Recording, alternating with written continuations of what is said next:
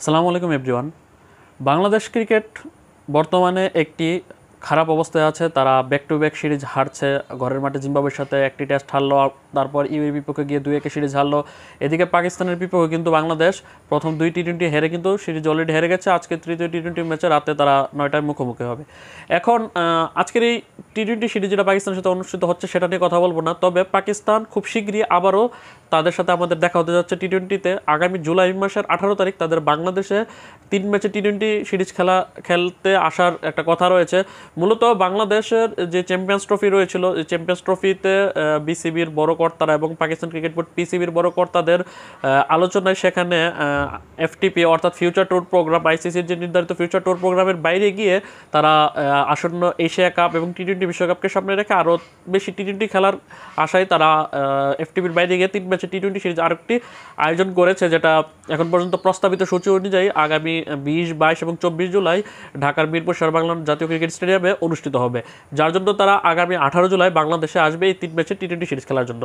তবে এর মাঝে কিন্তু বাংলাদেশের কিন্তু সিরিজ রয়েছে, অর্থাৎ পাকিস্তান সিরিজের আগে বাংলাদেশ শ্রীলঙ্কার বিপক্ষে পূর্ণাঙ্গ সিরিজ খেলতে যাবে। তারপর আবার এই পাকিস্তানের বিপক্ষে 3 ম্যাচে টি-20 সিরিজ খেলার পর বাংলাদেশে আবার ভারত আসবে 3 ম্যাচের ওয়ান এবং 3 ম্যাচের টি-20 সিরিজ খেলার জন্য। তারপরে সেপ্টেম্বরে হওয়ার কথা রয়েছে এশিয়া কাপ।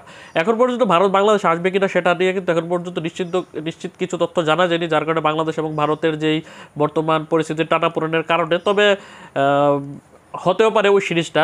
এখন পর্যন্ত যদি বাংলাদেশের এই বর্তমান যে পাকিস্তান বিপক্ষে 3 ম্যাচে টি-20 সিরিজটা বাদ দিয়ে দিই, আজকে রাতের ম্যাচটা বাদ দিয়ে দিই, নেক্সট সিরিজের মধ্যে কিন্তু বাংলাদেশ ব্যাক টু ব্যাক এশিয়ার বাকি 3 দেশের সাথে কিন্তু ব্যাক টু ব্যাক সিরিজ খেলা যাবে, শ্রীলঙ্কা, পাকিস্তান এবং ইন্ডিয়ার বিপক্ষে। তারপরে এশিয়া কাপ। যদি একে একে বলি, আগামী আমরা সকলেই জানি যে 7 তারিখ হচ্ছে বাংলাদেশে ঈদ উল আজহা অনুষ্ঠিত হবে। তারপর ঈদের ছুটি শেষে আগামী 13 জুন কিন্তু বাংলাদেশ দল শ্রীলঙ্কার উদ্দেশ্যে রওনা দিবে। সেখানে গিয়ে 2 টেস্ট, 3 ওয়ানডে এবং 3 টি-20 খেলবে, যেগুলো অনুষ্ঠিত হবে আগামী 17 জুন থেকে 16 জুলাই পর্যন্ত। প্রথমে টেস্ট সিরিজ দিয়ে খেলা শুরু হবে আগামী 17 থেকে 21 জুন হবে প্রথম টেস্ট ম্যাচ বাংলাদেশ এবং শ্রীলঙ্কা মধ্যকার। তারপর 3 দিন বিরতির পর আগামী 25 থেকে 29 জুন অনুষ্ঠিত হবে দ্বিতীয় এবং শেষ টেস্ট ম্যাচ। তারপর মাঝে 2 দিন বিরতির পর ওয়ানডে সিরিজ শুরু হবে আগামী 2 জুলাই থেকে 2 জুলাই, 5 জুলাই এবং 8 জুলাই অনুষ্ঠিত হবে 3 ম্যাচের ওয়ানডে সিরিজ শ্রীলঙ্কার বিপক্ষে। তারপর একদিন বিরতির পরে আগামী 10, 13 এবং 16 জুলাই 3 ম্যাচে টি-20 সিরিজ অনুষ্ঠিত হবে শ্রীলঙ্কাতে। তারপরে 16 জুলাইয়ের এই টি-20 সিরিজ শেষে, অর্থাৎ এই পূর্ণাঙ্গ সিরিজ শেষে আগামী 17 জুলাই বাংলাদেশ দল বাংলাদেশে ফেরত আসবে। এসেই তাদের বিরতির কোনো সুযোগ নেই, কারণ 18 জুলাই পাকিস্তান এই যে বর্তমান প্রস্তাবিত যেই 3 ম্যাচে টি-20 সিরিজের সূচি অনুযায়ী তারা আগামী 18 জুলাই বাংলাদেশে আসবে। অর্থাৎ শ্রীলঙ্কার সিরিজ 16 জুলাই শেষের পর 17 জুলাই বাংলাদেশ দল দেশে ফিরবে, 18 জুলাই পাকিস্তান দল বাংলাদেশে আসবে। যার কারণে কিন্তু কোনো ছুটি পাচ্ছে না ওই টি-20 স্কোয়াডে থাকা ক্রিকেটাররা, যার কারণে 18 জুলাইয়ের পর 19 জুলাই অনুশীলনের পর আগামী 20 জুলাই থেকে শুরু হবে Bangladesh Pakistan home test series, যেখানে আগামী 20, 22 এবং 24 জুলাই মিরপুর শেরেবাংলা ন্যাশনাল ক্রিকেট স্টেডিয়ামে অনুষ্ঠিত হবে 3 ম্যাচের টি-20 সিরিজ। তারপর এখানে 24 জুলাই টি-20 সিরিজ শেষ হওয়ার পর পাকিস্তান চলে যাবে ওয়েস্ট ইন্ডিজের বিপক্ষে সিরিজ খেলতে। অন্যদিকে বাংলাদেশ দল মোটামুটি প্রায় 1 মাসের মতো একটা সময় পাবে, 1 মাস থেকেও কম সময় পাবে, প্রায় 20-22 দিনের মতো সময় পাবে একটা বিরতি। ওই বিরতির পরই কিন্তু বাংলাদেশ দল ভারতের বিপক্ষে 3 ওয়ানডে এবং 3 টি-20 খেলার কথা রয়েছে, যদি ভারত শেষ পর্যন্ত আসে।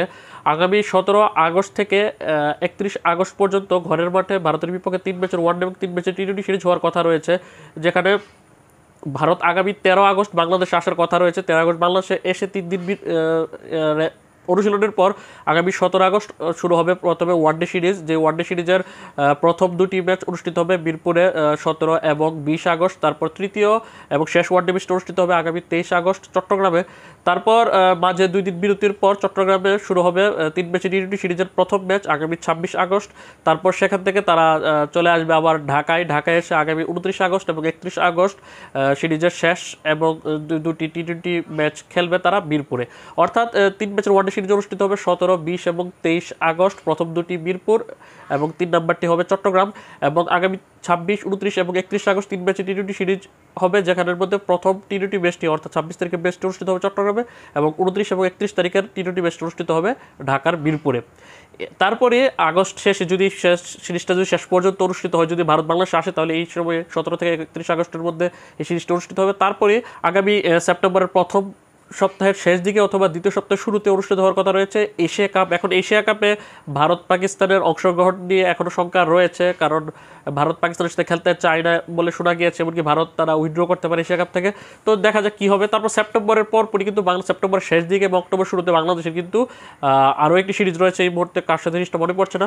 তবে মোটামুটি ব্যস্ত সময় পার করবে বাংলাদেশ দল, শুধুমাত্র মাঝে এই বাংলাদেশ পাকিস্তান যে ঘরের মাঠে 3 ম্যাচের টি-20 সিরিজ হবে আগামী 20, 22, 24 জুলাই, তারপরে 25 জুলাই থেকে 13 আগস্ট পর্যন্ত বাংলাদেশ জাতীয় দলের ক্রিকেটাররা বিরতি পাবে। তারপরে 13 আগস্ট থেকে শুরু হয়ে যাবে ইন্ডিয়া সিরিজের প্রস্তুতি। তারপর ইন্ডিয়া সিরিজ শেষ হওয়ার পর সেপ্টেম্বরে হবে এশিয়া কাপ। এশিয়া কাপের পরই আবার দ্বিপাক্ষিক সিরিজ রয়েছে। এই বছরটা মোটামুটি ব্যস্ততার মধ্যেই যাবে এবং বিপিএল শুরু হওয়ার কথা রয়েছে ডিসেম্বরের 25 তারিখ থেকে। তো দেখা যাক শেষ পর্যন্ত কি হয়।